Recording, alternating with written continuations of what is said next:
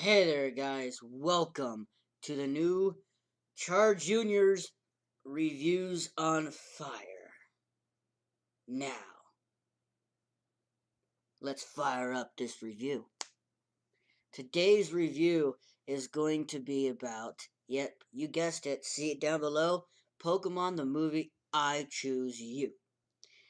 Now, right off the bat, this movie is not canon with the original series, so things are going to be a little bit different.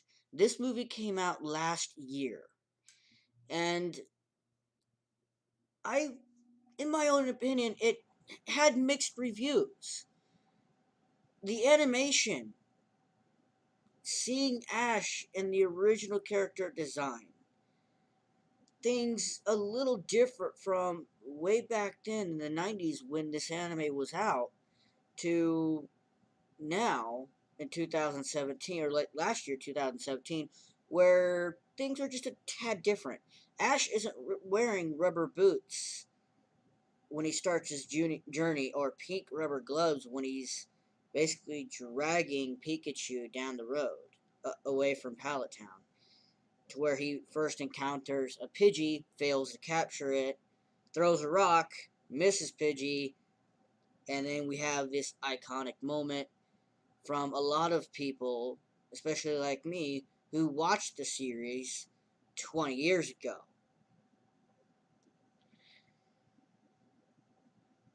And even though we don't have the Pokedex playing through, even though he obviously should have one, right?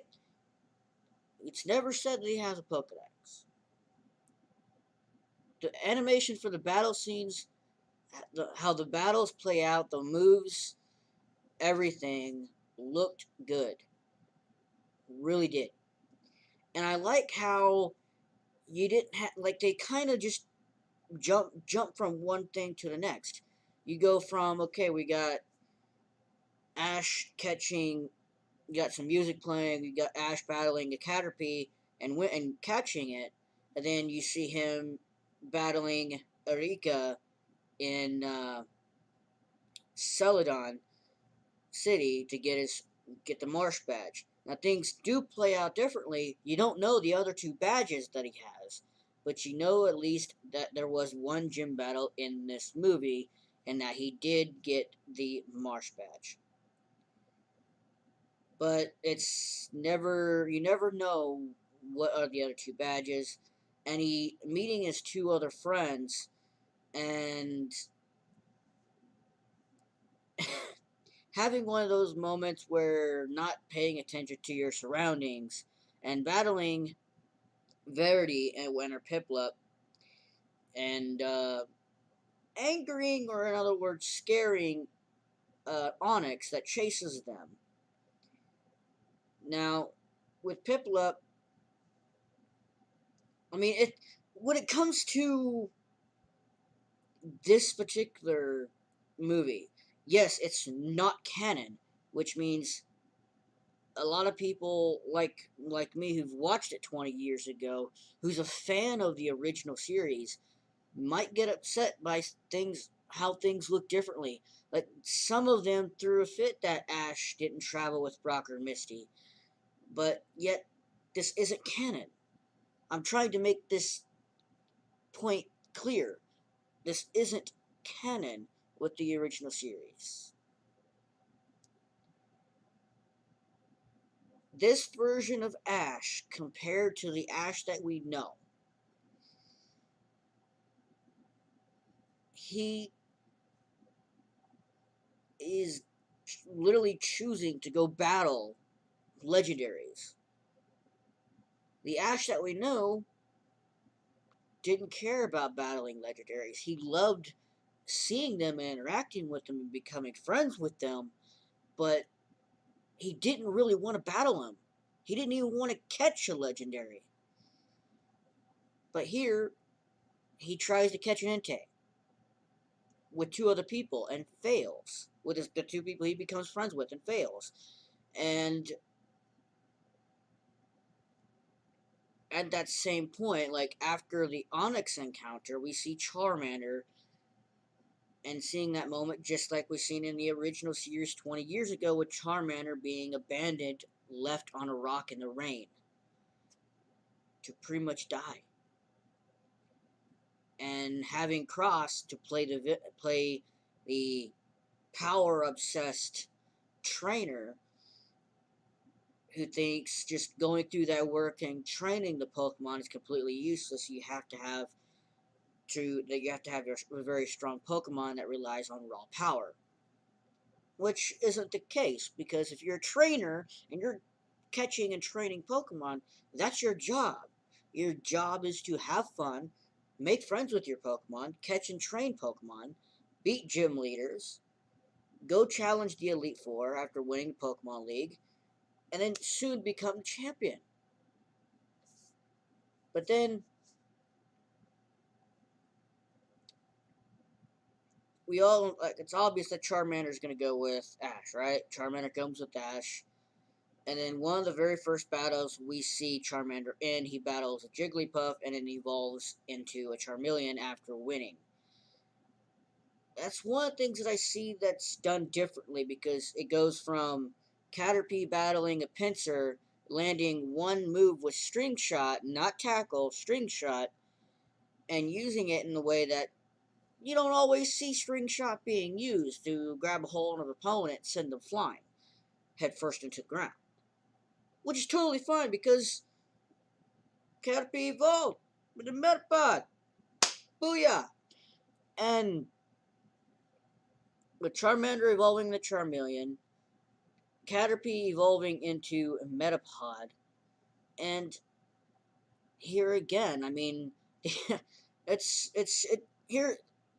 The other thing too that I want to bring up, it just shows, it also, it kind of keeps Ash's arrogance, his dumb, his stupidity a little bit. Yeah, he's rambunctious.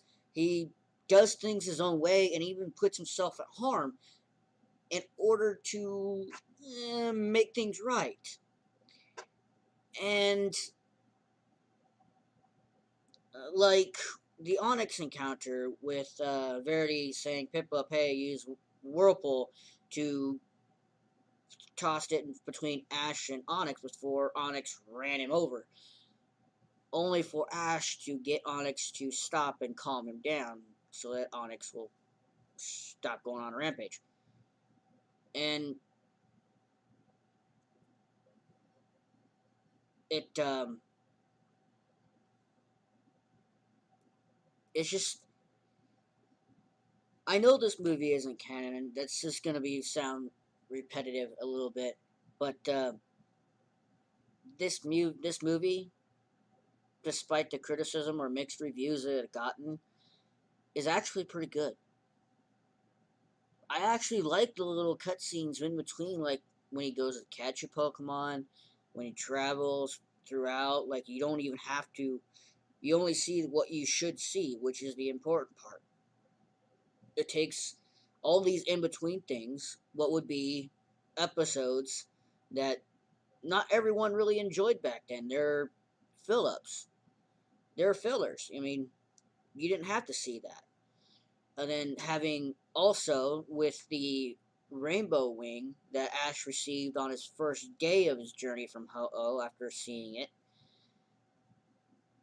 and having it be such a big part of Ho-Oh is why the three legendary dogs, Raikou, Entei, and Suicune, played a part.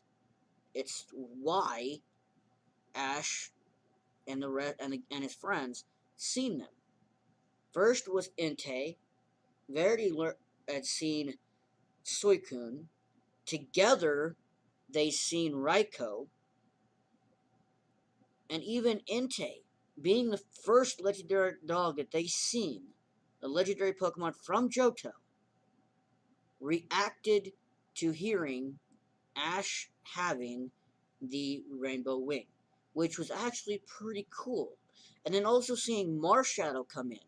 Marshadow has its own agenda. Marshadow's job basically is to oversee things. And it's cool to see Marshadow appear here and there, and then Marshadow, you know, I guess somehow plays a part in this. What is Marshadow's goal? It can't be just be the overseer of what goes on. And another way, I'll get to that point. Another way to say this with Ash's arrogance is Ash, when it comes to Charizard, especially when it comes to Pikachu, he relies on power, especially Charizard, power a lot.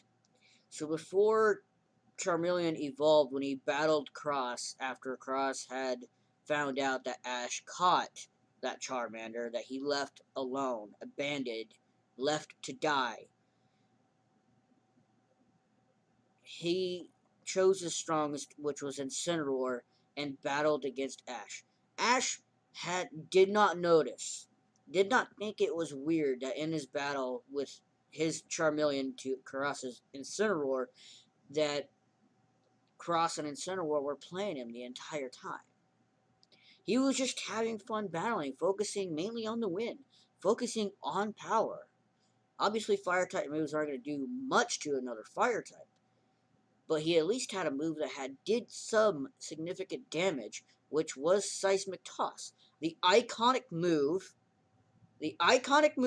besides Flamethrower, Seismic Toss. You can't have Ash without a Pokemon like Charizard to not have Seismic Toss. You just can't. It's gotta work. It's got to be. But and then with this moment where Ash makes a mistake, but then he he's upset that he lost. His friends are like, "Well, you should, get over your loss. Charmeleon's okay, and whatnot." He throws a fit. He basically throws a fit because he's focused on winning. And anyone, especially in real life or here in the Pokemon world, who won a lot, whether won a lot of games or won a lot of matches or whatever, would be obsessed with winning. Part of going through all of this is that you got to be able to take a loss and then learn from it and then grow from it. Ash knows this, but he's right in a way. He's right in a way. He's kind of right that Cross's way of battling and training Pokemon isn't the right way, and it shows later on why. Because in Cross's way, he really doesn't care at all about his Pokemon. He really acts like he does not care whatsoever. He just relies on raw power.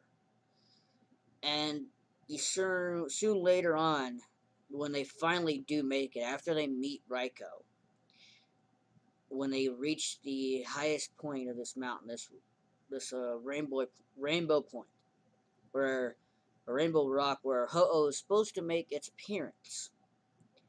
They also meet a guy who wrote a book, who pulled from many sources, locations about Ho-Oh and its history, its legend, and also about how it brought life to Entei, Raikou, and Suicune, and how they are basically protected by Ho-Oh's legacy, basically. They're protected by it. And one of two of the emotional moments that are in this movie is where not long after Butterfree evolve, or after Metapod evolves into Butterfree, and when they had an encounter with Primate, because Pikachu used Thunderbolt after noticing Pokemon lying in the shadows, and Pikachu thought it was a threat and used Thunderbolt. Um,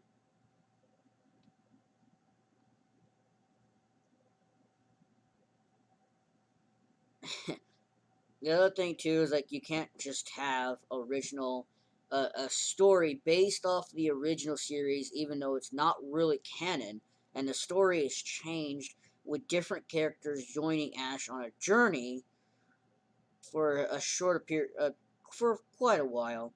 That you can't just have, you gotta have someone behind the scenes, meaning Team Rocket. Team Rocket, well, they're still the same misfits that we know from the original series. We're blasting off again. We don't know why. And it's just a bunch of goofs. I mean, they're doing everything, chasing Ash around, even though their real focus really isn't on Pikachu. Their main focus was starting out was on Entei when they came in, and then they went from Entei to Ho-Oh. And like I said, they're a bunch of bubbling goofs. So they only got short scenes in the movie that were but should say the last two were kind of funny yet stupid. The Besides the moment where Butterfree leaves to go with the female Butterfree and the rest of the Butterfree south to their spawning grounds, that moment where in the original series, from what I remember, Ash stood there. He stood there silent, without saying a word, while Pikachu just looked at him. Brock and Misty just looked at him. And yes, it's a trainer's choice to let a Pokemon go, especially a Pokemon like Butterfree. And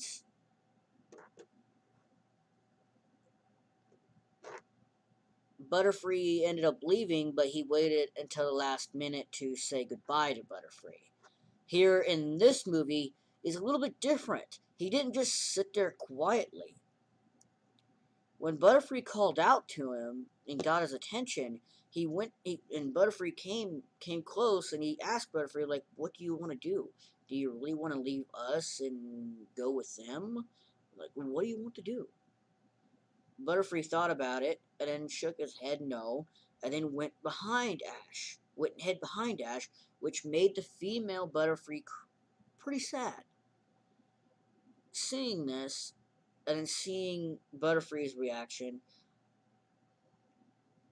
even though he had like a bit of a tear in his eye for a little bit, he just put a smile on his face, took Butterfree's hand, and moved Butterfree, and went like this. And she's like, "You better go with your friend, and you better take care of yourself." As he waved goodbye.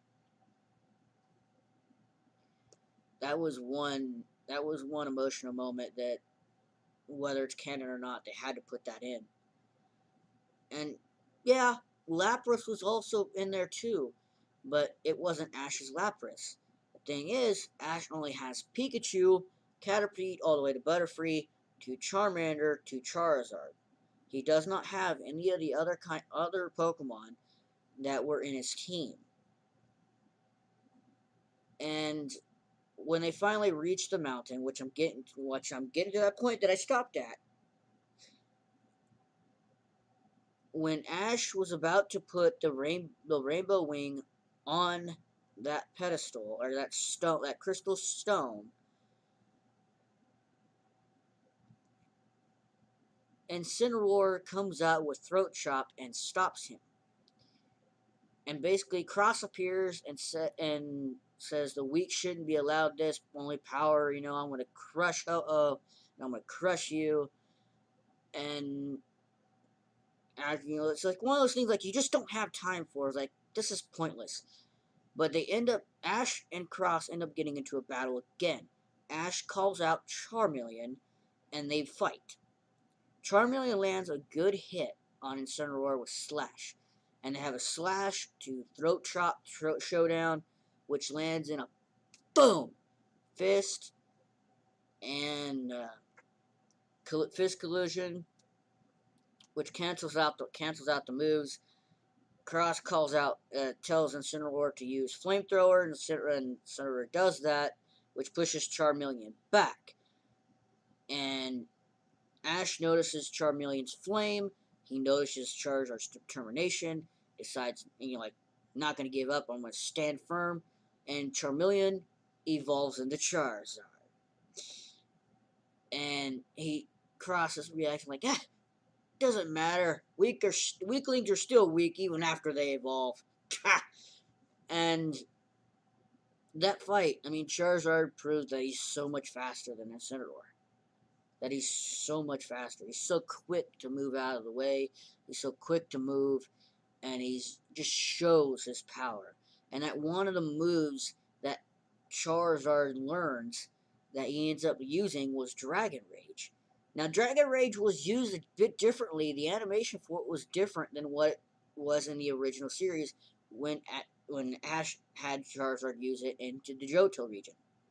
In the Johto Journeys, when he went to the Johto League, when he battled against Gary, the animation for Dragon Rage was a little bit different. It was a ball with some lightning, and then that was pretty much it. But here, it looks like a ball of fire erupting. And I like how when Charizard uses a move such as Dragon Rage or Flamethrower, unlike the original where you don't see Charizard's throat, its neck, bulge out and go forward. Like it goes, and then he just erupts, it just erupts from his mouth. That part was pretty cool. The fight scene between Charizard and Incineroar was pretty cool. And you kind of have like a Dragon Ball feel to it because you got Charizard's flamethrower and Incineroar's flamethrower colliding together, and Ash yells go, and Charizard just like Kaioken times 3, and just finishes the match. But here's the thing. This is what proves why Cross, who says after losing, says he's seen Ho-Oh. And it proves why, and what I said earlier, that Cross just was so obsessed with raw power that he just couldn't see the real reason to be the real actual reason to be a trainer. He really didn't have a good heart. He had an evil heart. And that's why he never received a rainbow wing from Ho-Oh. He took Ash's rainbow wing, took it on a pedestal or whatever, and called down Ho-Oh. But things go wrong.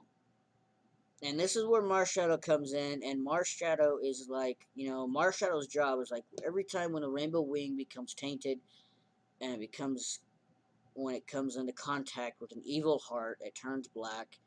Marshall's job is to take it and cancel it out and seal it and return it to its color. But instead, Marshall takes power from the Rainbow Wing and controls Cross's Dusk Lycanroc and causes it to attack. And then he takes control of all the Pidgeot, the Golbat, Rhyhorn, Rhydon, Electabuzz, Magmar, Rhydon, Rhyhorn, Nidoking, Nidoqueen, Magneton, Geodude, Graveler, Magnemite, takes control of these Pokemon and forces them to it and has them attack again, has them attack everybody. And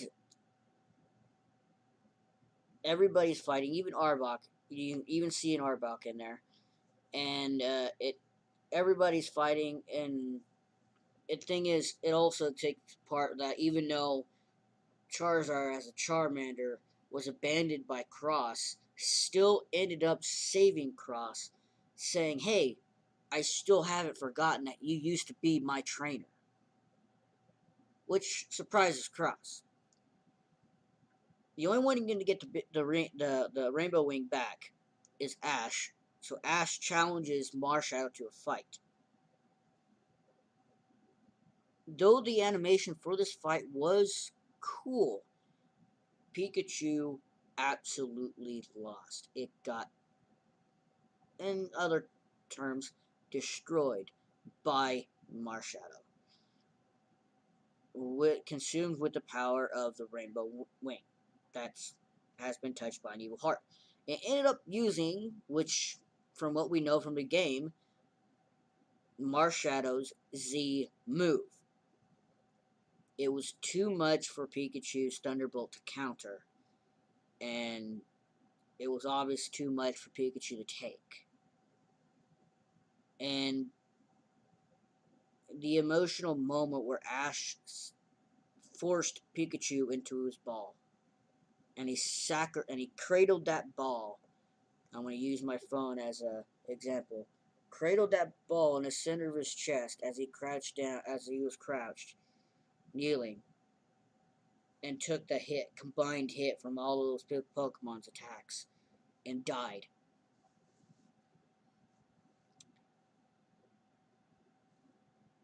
And then Pikachu coming out of his Pokeball with Ash's hat falling on top of it taking Ash's hat, seeing Ash laying kind of there but yet not there. And Pikachu has a sad look on his face, and that moment with Pikachu just creeping up very slowly and placing the hat, trying to place the hat on Ash's head, and the hat just falls through. And Ash disappears from view. He's gone. And like before, like several times throughout this movie, a field of flowers, yellow flowers, are seen several times, at least 3 times in the movie. And this movie also painted a little bit of a picture of a possibility that Pokemon never existed, like a world without Pokemon, and that is what Ash had dreamed about before they got to the mountain, and all this stuff happened. But what really threw people for a loop was just before Ash made Pikachu to go win its ball, was the words that Pikachu spoke. And it went into first person, like you were Ash, blinking in and out, like blinking as you looked at Ash. I looked at Pikachu with your vision kind of blurry. I just wanted to be with you.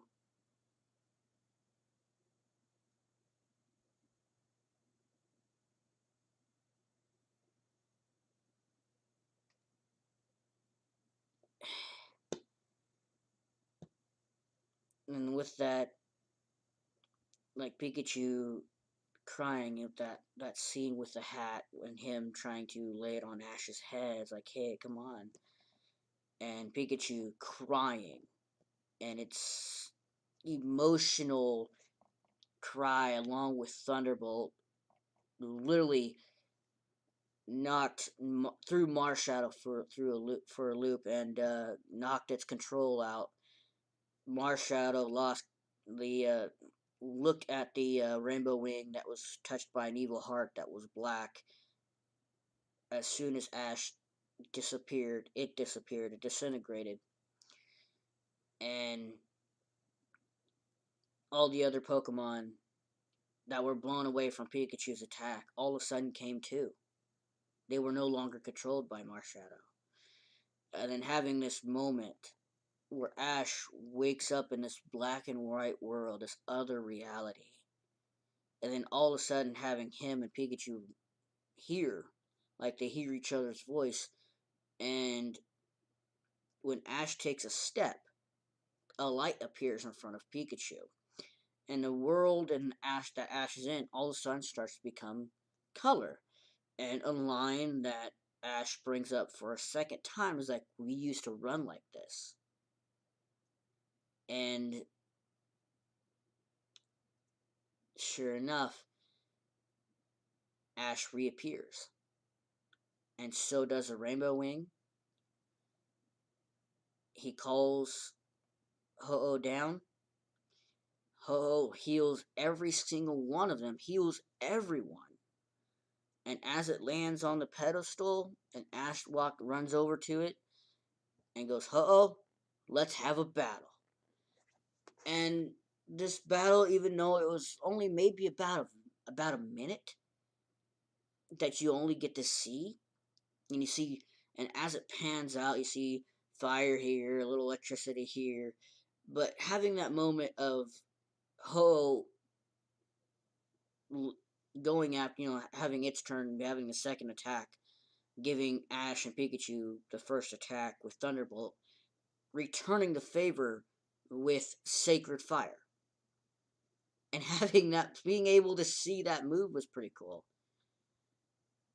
And it's just, believe it or not, even though this movie is not canon, believe it or not, this is a really good movie. Pokemon the movie, I Choose You, gets a 9 out of 10. And I will see you guys in the next episode of Charjr Ryuki's Reviews on Fire. So let's cool down and look forward for the next review. Peace.